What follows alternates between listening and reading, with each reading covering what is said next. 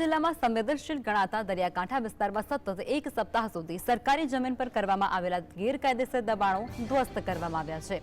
ત્યારે ગત તારીખ 11 થી તારીખ 18 જાન્યુઆરી સુધી ચાલેલું આ ઓપરેશન ડિમોલેશન પૂર્ણ થયું છે।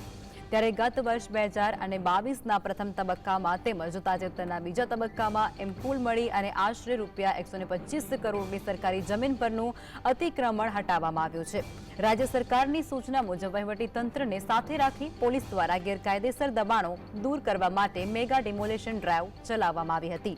દેવભૂમિ દ્વારકા અને જામનગર જિલ્લો દેશની સુરક્ષાની દ્રષ્ટિએ ખૂબ જ મહત્વ ધરાવે છે। ત્યારે દેવભૂમિ દ્વારકા જિલ્લાના દરિયાઈ વિસ્તારમાં આવેલા કુલ 21 નિર્જન ટાપુમાંથી 7 ટાપુને ગેરકાયદેસર દબાણમાંથી મુક્ત કરવામાં આવ્યા છે।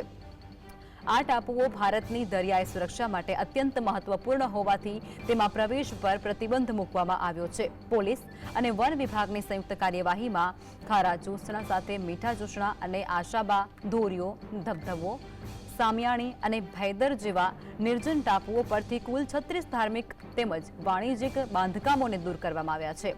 આમાંથી માત્ર ખારા ચોસણા અને મીઠા ચોસણા ટાપુઓ પરથી જ 15 જેટલા ગેરકાયદેસર દબાણો દૂર કરવામાં આવ્યા છે।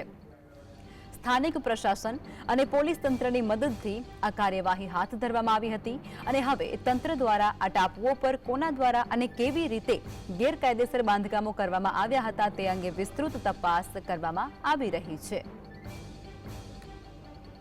અમારા 21 પૈકી 7 ટાપુઓ પર ઘણા નાના મોટા ધાર્મિક અને કમર્શિયલ બાંધકામ કરવામાં આવેલ હતું।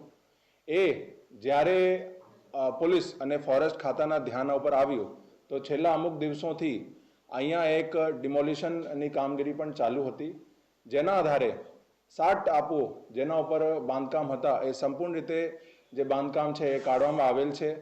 એ જે 7 ટાપુ છે એનું નામ છે ખારા મીઠા ચોસના, આશાબા, ધોરીઓ, ધબધબો અને સામિયાણી અને ભૈદર ટાપુ। અહીંયા કુલ 36 ધાર્મિક અને કમર્શિયલ બાંધકામ જે છે દૂર કરવામાં